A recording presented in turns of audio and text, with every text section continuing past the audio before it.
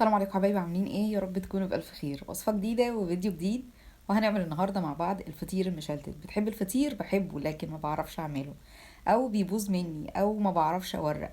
عايزة اقولك الفيديو ده هيبقى اختصارا كده لكل الفيديوهات بتاعة الفطير اللي فاتت، عشان تقدري تعملي فطيرة وكأنك يعني متمرسة وبتعمليه من 10 سنين ولا حاجة، عشان تطلعي بالنتيجة اللي انت شايفاها دي. بالنسبة للتسوية، بالنسبة للتوريق، بالنسبة لطعمه، وعايزة اقولك حاجة تحفة جدا. اعمليه وكل اللي انت هتغرميه 700 جرام من الدقيق و150 جرام سمنه، وهنعمل النتيجه اللي انت شايفاها دي. بجد عايزه اقولك تحفه جدا، خصوصا للمبتدئين. يعني هتاخدي نتيجه بصراحه مرضيه جدا ليكي من غير اي تعب. لو بتحبي الفطير وعايزه تعمليه خليكي معايا لاخر الفيديو، ما تنسيش اللايك.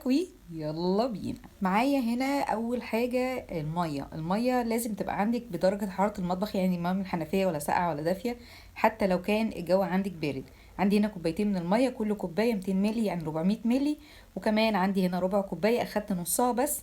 ولو انا احتجت النص التاني هبتدي ان انا احط، ما احتجتوش خلاص مفيش مشكله. وده قلنا عشان الدقيق، في دقيق بيحتاج ميه اكتر ودقيق بيحتاج اقل من المقدار اللي احنا ممكن نبقى محددينه. نزلت عليها 3 معالق كبار من السكر وقلبتهم بشكل كويس لحد ما دابوا معايا. بنزل هنا ب 700 جرام من الدقيق. دي عندي هنا يا دقيق مخبوزات يا دقيق جميع الاغراض، والاتنين هيبقوا متوفرين معاكي وبرضه نتيجتهم هتبقى كويسه. اخر حاجه ضفتها عندي ربع معلقه صغيره من الملح، وابتديت اشغل عندي العجان. لو مش موجوده عجان هيبقى بايدك، وفي الحالتين لازم نعجن بشكل كويس جدا. عجينه الفطير دي لازم تتخدم بشكل كويس قوي، اللي هو تاخد عجين مش اقل من 10 12 دقيقه، ممكن توصل لربع ساعه لو انت شغاله على ايديكي. اهم حاجه العجينه عندي ما تبقاش معرجه خالص، لازم يبقى ليها عرق كويس. يعني العجن الكويس قوي بيطلع عندي ماده الجلوتين اللي هي العرق، بتخلي العجينه معايا لما اجي امطها كده ما تقطعش مني. اهم حاجه زي ما قلنا هي خطوه العجن. هنا بعد العجينه عندي ما خدت عجن بشكل كويس جدا، ده بيبقى شكلها. بصي كده لو مطيت فيها هتبص تلاقيها بتطلع معايا بشكل كويس جدا. العجينه معايا بقت ناعمه، بقت جلسه اكتر. هي بتلزق شويه ولكن ما بتسيبش علامه في ايدي. وده شكل العجينه عندي. عجينه بصراحه متكامله، عجينه كويسه جدا. ميتها مش زياده ولا قليله. لو الميه عندك زياده هتبص تلاقيها سايحه معاكي، لو قليله هتبتدي انها تقطع منك. يعني العجينه لازم تبقى معاكي مظبوطه طريه، ولكن ما بتلزقش في ايديا، ما بتسيبش علامه. تمام. بالنسبه بقى للعجينه عملتها رول وابتديت ان انا اقطع. لو عندك ميزان هتبتدي ان انتي تقطعي كل قطعه من الصغيرين دول 50 او 55 جرام، مش اكتر من كده. بعد ما قطعتهم عملوا لي 22 قطعه، 20 قطعه كلهم مقاس واحد او وزن واحد، وقطعتين اكبر شويه وهقولك ليه. هنا بقى بجيب عندي صينيه، وطبعا دهنتها دهنه كويسه كده بالزيت زي ما شفتي، وببتدي ان انا اقرص او اكور عندي الكور ديت. يعني هي الخطوه دي خطوه اساسيه، وبرضو عايزه اقولك ان احنا كل مره بنقولها في كل فيديو، يعني مش عايزه يعني ابقى تقيله عليكم فيها، ولكن هي خطوه اساسيه قوي ان احنا تريحنا كده في جميع انواع المعجنات مش بس الفطير. هنا بقى بوريلك ادي كوره انا عملتها، ديت كانت حوالي 55 جرام. الكوره اللي انا بقرصها في ايديا ديت اكبر شويه، حوالي 70 او 75. الكوره الكبيره دي بتبقى اول حاجه من تحت، وبرضه هقولك ليه دلوقتي مش هنسبق الاحداث. هنا بعد ما ابتديت ان انا ارص عندي الكور ودهنتهم بشكل كويس جدا من فوق ومن تحت، بحيث ان انا لما تستريح عندي العجينه ما تلزقش مني، وكمان بسيب ما بينهم مسافات عشان ما يلزقوش في بعض. بعد ما بخلص بقى ببتدي ان انا اغطيهم بشكل كويس واسيبهم مده كويسه، يعني اسيبهم حوالي نص ساعه يستريحوا، على اساس لما اجي افرد العجينه ما تبتديش انها تلم مني او حتى تقطع مني، تبقى سهله كده جميله معايا. للناس اللي هي كمان بتقلق ان هي مثلا العجينه معاكي تقطع، لو قطعت يعني مفيش اي مشكله خالص، يعني ده مش عيب فيها ولا اي حاجه، ولكن لازم نسيب العجينه عندنا تستريح بشكل كويس. هنا بعد ما عدى بقى نص ساعة ابتديت ان انا احط عندي كده جزء من السمنة. بالمناسبة السمنة كانت عندي عاملة 150 جرام. عايزة سمنة على زيت، سمنة بس، زبدة على زيت، زبدة على سمنة، مفيش اي مشكلة.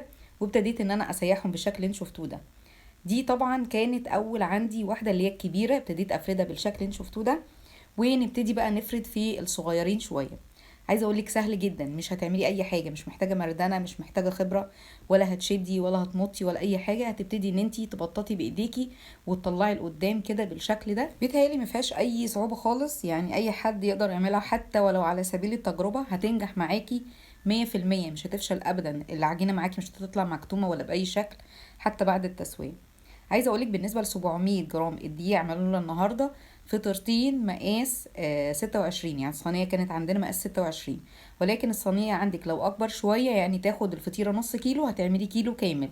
لو عايزة مثلا تعملي فطيرة واحدة هتبتدي انك تعمليها في صينية كبيرة، هتعدي بقى التلاتينات كده، ممكن تعمل 38 ولا حاجة او 36. فبيبقى على حسب الصينية عندك. انا طبعا حكمتني عندي الصينية. وكان برضو عايزة اقولك السمك بتاع الفطيرة عندي كويس جدا، يعني كل فطيرة واخدة 350 جرام.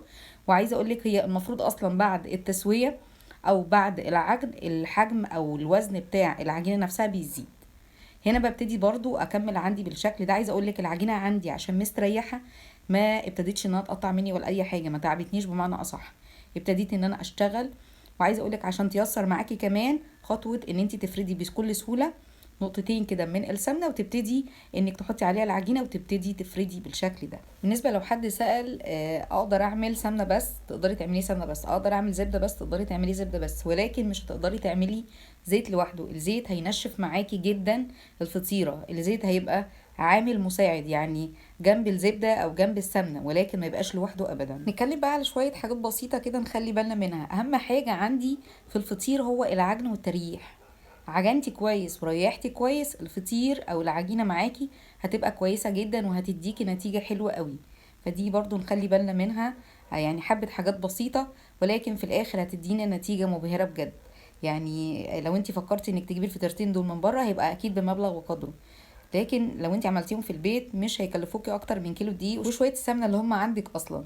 يعني ممكن تعمليه في اليوم ده كوجبه غدا، ونعمل مثلا جنبيهم شويه جبنه قديمه كده بالطماطم والطحينه، او حتى جبنه اسطنبولي وعسل وطحينه. وعايزه اقولك كلي بقى، ويعني مفيش اكتر من كده جمال ولا حلاوه. هنا بعد ما خلصت عندي العشر رقات، والرق الكبير اللي تحت ده هو اللي لملي بمعنى اصح العجينه. لميتها بالشكل ده وهسيبها عندي تستريح حوالي نص ساعه. عايزه تريحيها اكتر من كده معاك لغايه ساعه مش بعد ساعه. تمام. هنا بعد ما عدى الساعه جبت عندي الصينيه زي ما قلنا دي مقاس 26. اعرف منين قبل يعني ما ابتدي ان انا ابطط عندي العجينه واحس ان هي لا لسه ما عملتش يعني ما استريحتش؟ هدوس عليها بصباعي زي ما شفتوا كده. لو ما ابتديتش تطلع معايا العجينه تبقى هي خلاص ارتاحت وتمام جدا زي ما شفتوا. ببتدي افرد عندي العجينه لحد ما بتاخد شكل الدايره اللي هو شكل الصينيه. والمفروض بقى عندي كده ما بحطش عليها اي حاجه خالص، بدخلها عندي على فرن مسبق التسخين على اعلى درجه حراره، ببقى مشغله من تحت بس. بدخل الصينيه في الرف اللي في النص. المفروض ان هي بتبقى بالشكل ده بعد ما يعدي حوالي 10 دقايق عليها. بصي بقى عايزه اقولك ان هي منفوخه زي رغيف العيش بالظبط. يعني كده بتقول ان هي ناجحه مليون في الميه. اول لما بتاخد لون من تحت اطفي وشغل عندي الشوايه تاخد لون.